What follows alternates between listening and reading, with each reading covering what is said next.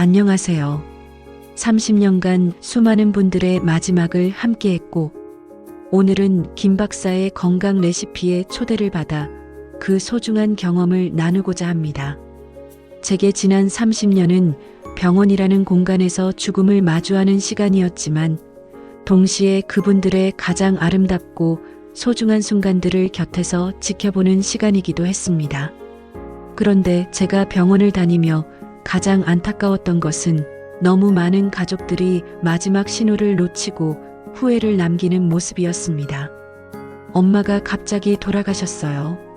하고 저를 붙잡고 울던 딸. 아버지가 마지막에 왜 그렇게 기력이 없으셨는지 몰랐다고 자책하던 아들.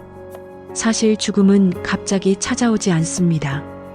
우리 몸은 이별을 준비하며 분명한 신호를 보냅니다. 마치 밤이 오기 전에 노을이 지는 것처럼 말이죠. 하지만 대부분의 사람들은 그 신호가 무엇인지 몰라 당황하고 마지막 인사를 건넬 시간을 놓치곤 합니다. 이유 없이 체중이 줄거나 잠만 주무시거나 뜬금없이 옛날 이야기를 하시는 부모님이 계신가요? 혹시 이런 변화를 보고 단순히 나이 들어서 그런가 보다 하고 넘기셨나요? 이 영상은 단순히 질병에 대한 경고가 아닙니다. 사랑하는 사람과 마지막까지 따뜻한 기억을 만들 수 있는 소중한 기회에 대한 이야기입니다. 저는 오늘 이 자리에서 의학적인 지식만이 아닌 30년간 수많은 환자분과 가족들에게 직접 배우고 느꼈던 삶의 지혜를 전하러 왔습니다. 마지막 3분에는 후회 없는 작별을 위한 구체적인 방법, 제가 마음의 버킷리스트라고 부르는 것들도 함께 알려드릴 예정이니 끝까지 놓치지 마세요.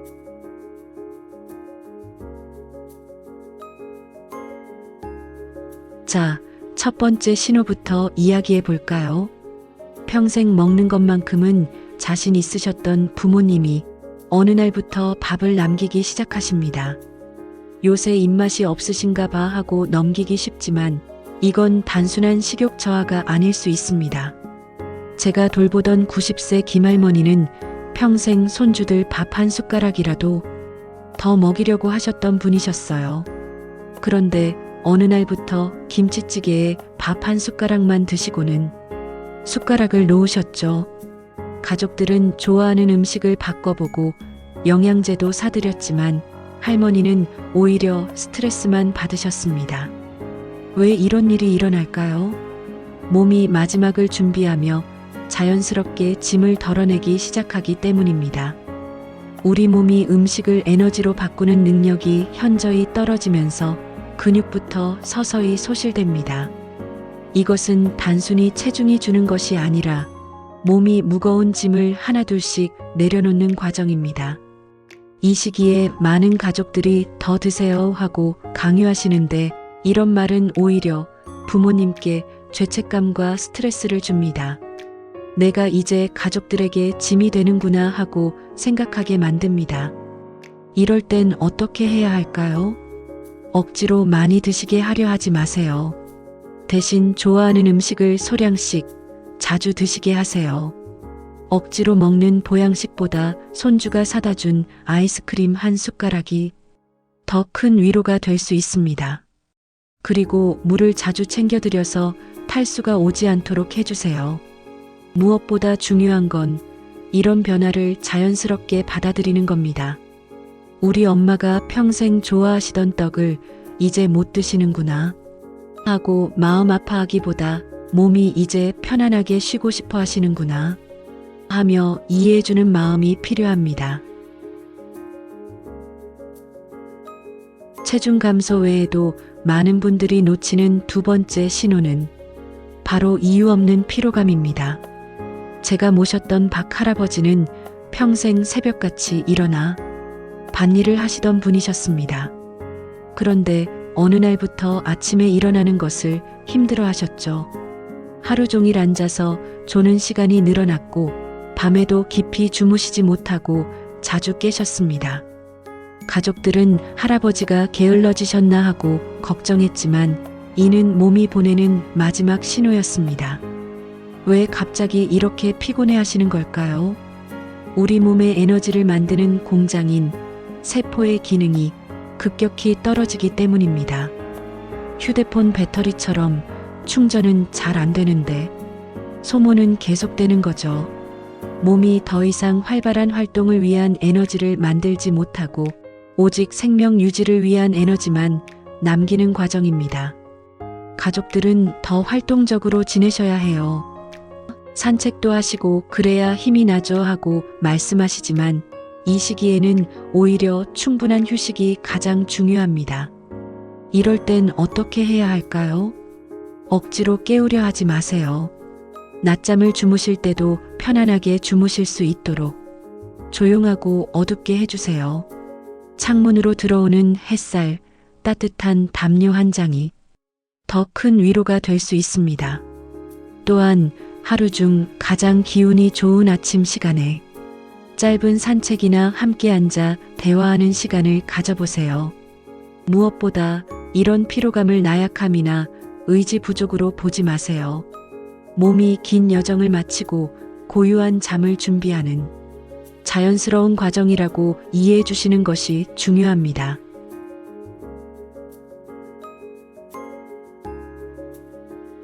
자, 세 번째 신호는 가장 마음 아프지만 동시에 가장 소중한 시간입니다. 바로 과거 회상입니다. 제가 돌보던 한 할머니는 70년 전에 돌아가신 언니 이야기를 마치 어제 일처럼 생생하게 하셨습니다.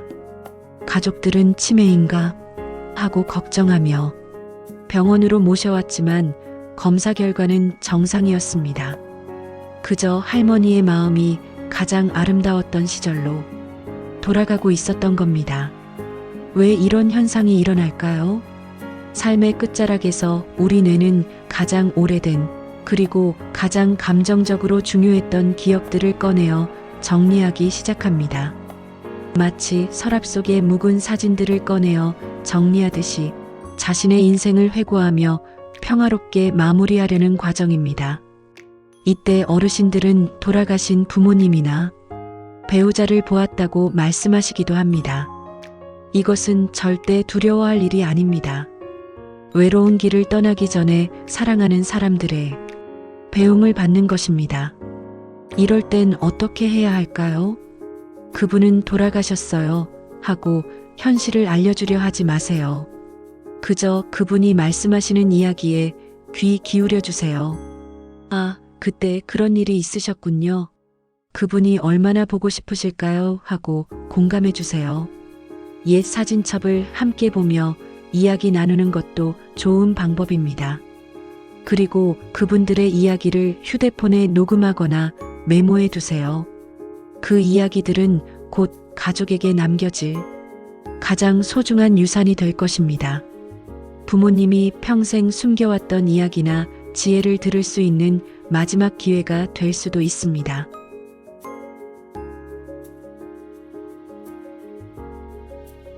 자, 네 번째 신호는 면역력 저하입니다.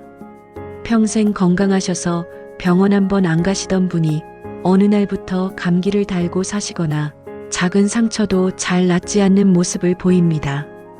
제가 돌보던 80대 할아버지는 평생 감기 한 번 걸리지 않으셨는데 마지막 6개월 동안 3번의 폐렴에 걸리셨습니다. 처음에는 단순한 폐렴인 줄 알았지만 나중에서야 그게 마지막을 알리는 조용한 경고였다는 걸 깨달았습니다. 왜 몸의 방어력이 갑자기 이렇게 약해질까요? 나이가 들면 면역세포의 기능이 약해지는데 마지막 단계에서는 그 속도가 훨씬 빨라집니다. 몸의 방어력이 거의 사라져 아주 작은 병균에도 쉽게 노출됩니다. 더욱 위험한 것은 이때의 감염 증상은 젊은 사람과 다르게 나타날 수 있다는 것입니다. 고열이나 통증 같은 전형적인 증상 대신 단순히 혼란스러워하거나 식욕이 없어지거나 평소보다 잠이 많아지는 것으로 나타날 수 있습니다. 이럴 땐 어떻게 해야 할까요? 가장 중요한 것은 청결입니다. 손 씻기를 자주 하시고 주변 환경을 깨끗하게 유지해 주세요. 그리고 평소와 다른 작은 변화라도 놓치지 말고 의사와 상담하세요. 하지만 무엇보다 이런 상황을 보며 왜 이렇게 자꾸 아프시지 하고 답답해하지 마세요. 많이 힘드시겠어요 하고 따뜻한 위로와 공감을 전하는 것만으로도 그분들에게는 가장 좋은 약이 될 수 있습니다. 이 시기에는 무리한 치료보다 편안하게 지내는 것이 가장 중요합니다.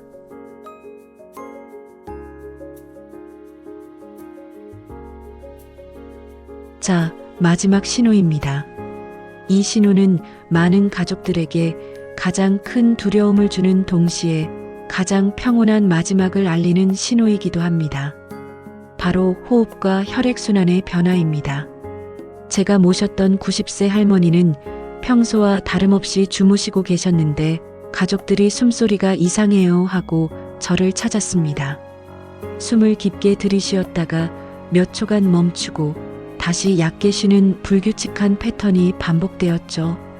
그리고 손발이 차가워지고 피부색이 약간 푸르스름해지기도 했습니다. 이것은 무엇을 의미할까요? 몸이 중요한 장기에 혈액을 집중시키고 불필요한 부분으로의 순환을 줄이는 과정입니다. 호흡 또한 평화로운 잠을 준비하듯 천천히 멈출 준비를 하는 것입니다. 놀랍게도 이 시기의 호흡 변화는 환자에게 큰 고통을 주지 않습니다. 이럴 땐 어떻게 해야 할까요? 공포를 느끼고 과도한 의료적 개입을 하기보다 그분이 편안하게 마지막을 맞이할 수 있도록 도와드리는 것이 중요합니다.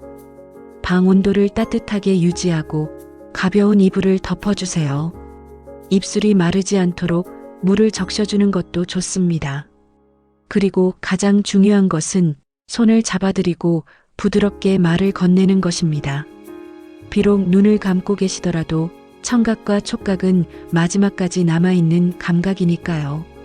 사랑해요, 고맙다라는 말을 속삭여주세요. 그분들은 여러분의 목소리를 듣고 있을 겁니다.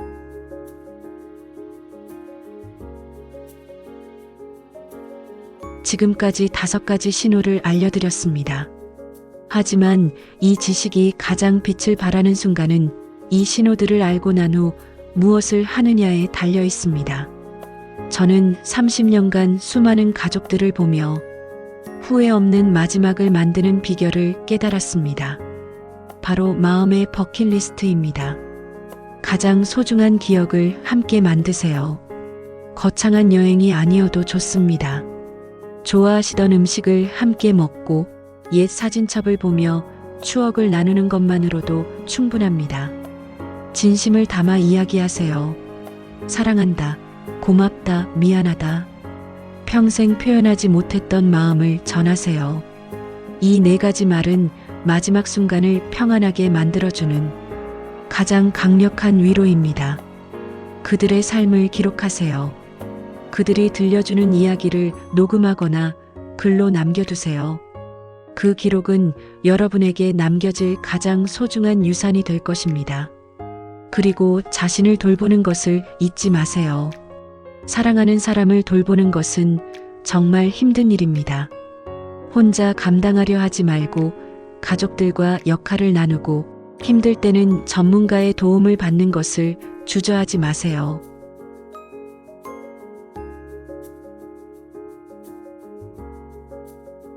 오늘 이 영상을 보신 여러분은 이제 더 이상 갑자기 돌아가셨어요 라는 말을 하지 않으실 겁니다. 대신 마지막 순간까지 사랑을 나눌 수 있었어요 하고 말할 수 있을 겁니다. 죽음은 삶의 끝이 아니라 삶의 일부입니다. 그리고 좋은 죽음은 사랑으로 준비할 때 시작됩니다. 이 5가지 신호는 두려워할 것이 아니라 마지막 순간을 아름답게 장식할 기회를 선물하는 하늘의 뜻입니다.